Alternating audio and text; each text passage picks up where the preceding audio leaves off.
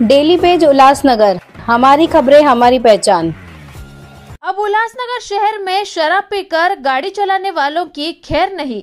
Drink end drive मामले में 5 लोगों को मिली न्यायालयीन हिरासत। इन दिनों उल्लासनगर शहर में बढ़ते हादसे को देखते हुए उल्लासनगर वाहतुक विभाग की तरफ से शराब पीकर वाहन चलाने वाले लोगों के खिलाफ वाहतुक विभाग काफी कड़क मोड में कार्रवाई करते हुए दिखाई दे रहा है।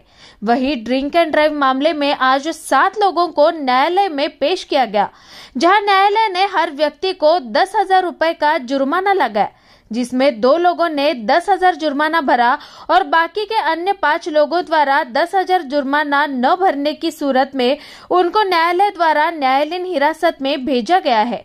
साथ ही उल्लासनगर वाहतुक विभाग के वरिष्ठ पुलिस निरीक्षक अविनाश बामने द्वारा शहर की जनता से ये आह्वान किया गया है कि शराब पीकर गाड़ी न चलाए और शहर में हो रहे हादसों को रोके।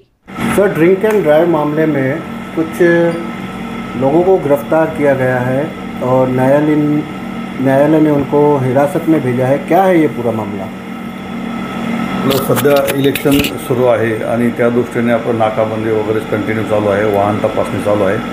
त्याच्यामध्ये दारू पिऊन वाहन चालवणे, मोटर व्हेकल ॲक्ट 185 प्रमाणे कारवायासुद्धा आपण करत आहोत। मागील होळीला आणि त्याच्यानंतर आपण बऱ्याच केसेस केलेल्या आहेत। त्याच्यापैकी 7 केसेसमधले इसम जे आहेत ते आज आम्ही कोर्टात हजर केले, तर त्यांना माननीय कोर्टाने 10,000 रुपये प्रत्येकी दंड ठोठावलेला आहे।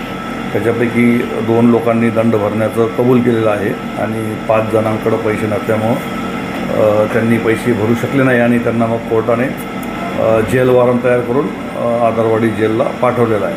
सर, या आरोपीमध्ये असं बघून आलं की बरेच लोक बरोबर आहे की सध्या मोटर वाहन चालवताना दारू पिऊ नये हेच मी या निमित्तानं आवाहन करील। मोठ्या प्रमाणावर अपघात होत आहेत, जीवितहानी होत आहे आणि ते ॲक्सिडेंट होऊ नये याच्यासाठी मी सर्वांना आवाहन करील की आपण कधीही दारू पिऊन वाहन चालवू नका आणि कायद्याचं उल्लंघन करू नका। सोशल मीडियावर आपल्या उल्हासनगर शहरामध्येच नाही तर संपूर्ण ठाणे आयुक्तालयासाठी एक अधिसूचना मान्य आयुक्त साहेबांनी काढलेली आहे आणि त्यानुसार दुपारी 12 ते 4 आणि रात्री 11 ते सकाळी 5 या दरम्यानच अवजड वाहनांना शहरामध्ये परवानगी दिलेली आहे।